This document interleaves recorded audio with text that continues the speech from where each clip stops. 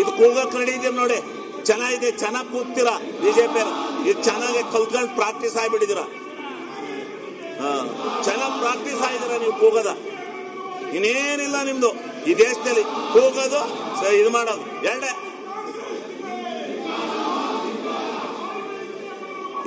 ನಾವು ನೋಡಿದ್ವಿ ಹಿಂಗೆ, ಇಂಥ ಕೆಟ್ಟ ಪ್ರವೃತ್ತಿ ನೋಡಿಲ್ಲ. ನಮ್ ಜೀವನದಲ್ಲಿ ನೋಡಿಲ್ಲ ಹೋಗ್ರಿ. ಇದು ನಾವು ಸದನದಲ್ಲಿ ಬಂದು 25 ವರ್ಷ ಆಯ್ತು, ಇಂಥ ಕೆಟ್ಟ ಇದು ನೋಡಿಲ್ಲ ನಾವು. ಮಂತ್ರಿ ಆದ್ರೇನ್ ಏನಾದ್ರೇನ್ರಿ ರೀ, ಈ ದೇಶ ಈ ರಾಜ್ಯದ ಜನ ಬರದಿಂದ ಸಾಯ್ತಾವ್ರೆ, ಕುಡಿಯಕ್ ನೀರಿಲ್ಲ. ಅದ್ರ ಬಗ್ಗೆ ಚರ್ಚೆ ಮಾಡ್ರಿ ಅಂದ್ರೆ ಇಲ್ಲಿ ಎಂತದ ರಾಜೀನಾಮೆ ಮತ್ತೆ ಎಂತದ್ರಿ? ಅವ್ನು ಮಾಡಿದ್ರೆ ಅನುಭವಿಸ್ತಾನೆ, ಜೈಲ್ಗೆ ಹೋಗ್ತಾನೆ. ಮಾಡಿದ್ರೆ ಹೋಗ್ತಾನ್ರಿ ಜೈಲ್ಗೆ. ಕೊಡೋದೇ ತೀರ್ಪ. ಅದೇ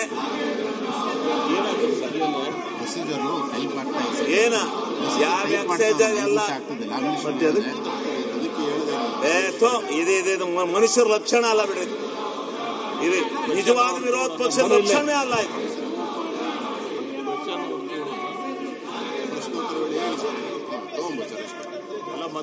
ಅದ್ರ ಬಗ್ಗೆ ಮಾತಾಡಲ್ಲ, ಸಿಗಾಕೊಂಡಾರಲ್ಲ, ಮಾಡಿರೋರು ಇವರೇ ಅಲ್ಲ. ಮಾಡ್ತೀರಿ KPSC ಯಾವುದು ಮಾಡಲ್ಲ.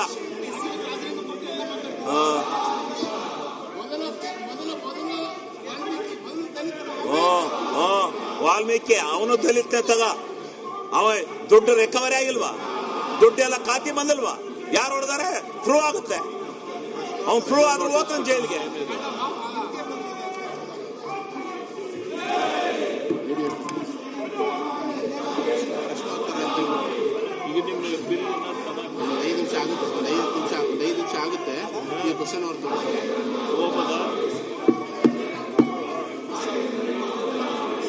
ಇದಕ್ಕೆ ಉತ್ತರದಲ್ಲಿ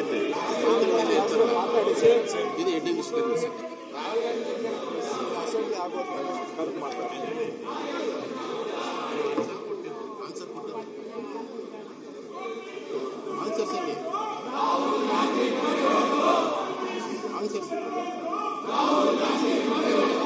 ಏನಾದರೂ ಉತ್ತರಲ್ಲಿ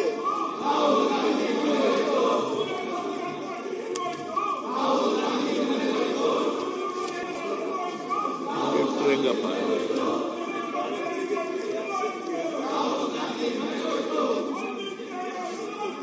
ತಗೊಂಡೋದ.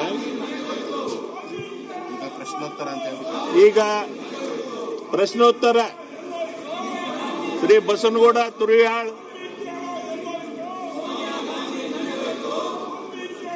ಇಲ್ಲ, ತಮ್ಮಯ್ಯ HD,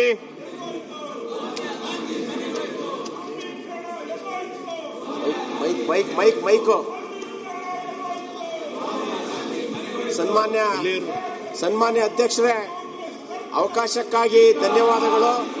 ನಾನು ಚುಕ್ಕೆ ಗುರುತಿನ ಪ್ರಶ್ನೆ 654ನ ಮಾನ್ಯ ಉಪಮುಖ್ಯಮಂತ್ರಿಗಳು ಗಮನಕ್ಕೆ ತಂದಿದ್ದೇನೆ. ಅದಕ್ಕೆ ಉತ್ತರವನ್ನು ಬಯಸ್ತಾ ಇದ್ದೇನೆ. ಅಧ್ಯಕ್ಷರೇ, ಉತ್ತರಗಳನ್ನು ಒದಗಿಸಲಾಗಿದೆ. ಮಾನ್ಯ ಅಧ್ಯಕ್ಷರೇ, ಸನ್ಮಾನ್ಯ ಉಪಮುಖ್ಯಮಂತ್ರಿಗಳಿಗೆ ನಾವು ಮನವಿ ಸಲ್ಲಿಸಿದ್ದೆ. ಚಿಕ್ಕಮಗಳೂರಿನಲ್ಲಿ ಏನು ತಾಲೂಕು ಆಡಳಿತ ಸೌಧ ಇದೆ, ಅಲ್ಲಿ 2 ಫ್ಲೋರ್ ಬಿಲ್ಡಿಂಗ್ ಇದ್ದು ಅಲ್ಲೇ ಸಬ್ ರಿಜಿಸ್ಟರ್ ಕಚೇರಿ ಮಾಡಿದ್ದು. ಅಲ್ಲಿಗೆ ವಯಸ್ಸಾದವರು ಹೋದಂತ ಸಂದರ್ಭದಲ್ಲಿ ಆ ಕಚೇರಿಗೆ ಮೇಲೆ ಹೋಗ್ಲಿಕ್ಕೆ ತೊಂದರೆ ಆಗ್ತಾ ಇದೆ. ಬಹುಶಃ ಸಂಧ್ಯಾ ಸುರಕ್ಷಾ, ವಿಧವಾ ವೇತನ, ಈ ಫಲಾನುಭವಿಗಳು ಸಹ ಮೇಲ್ಗಡೆ ಹೋಗ್ಲಿಕ್ಕೆ ತೊಂದರೆ ಆಗ್ತಿರೋದ್ರಿಂದ ಅಲ್ಲಿಗೆ ಲಿಫ್ಟಿನ ಅವಶ್ಯಕತೆ ಇದೆ ಅಂತ ನಾನು ಹೇಳಿದ್ದೇನೆ. ಅದಕ್ಕೆ ಸಂಬಂಧಪಟ್ಟಂತೆ ಸನ್ಮಾನ್ಯ ಉಪಮುಖ್ಯಮಂತ್ರಿಯವರು ನನಗೆ ಪೂರಕವಾಗಿ ಸ್ಪಂದಿಸಿ ಅದನ್ನು ಮಾಡಿಸಿಕೊಡ್ತೇನೆ ಅಂತ ಹೇಳಿದ್ದಾರೆ. ಆ ಪ್ರಜಾಸೌಧ ಕಟ್ಟಡದಲ್ಲಿ ಲೋಕೋಪಯೋಗಿ ಇಲಾಖೆಯ ಅಭಿಯಂತರರಿಗೆ ಪ್ರಸ್ತಾವನೆ ಸಲ್ಲಿಸಲು ತಿಳಿಸಿರೋದಕ್ಕೆ ನಾನು ಅವರಿಗೆ ಹೃದಯಪೂರ್ವಕ ಧನ್ಯವಾದಗಳನ್ನು ಸಲ್ಲಿಸಲಿಕ್ಕೆ ಬಯಸ್ತಾ ಇದ್ದೇನೆ.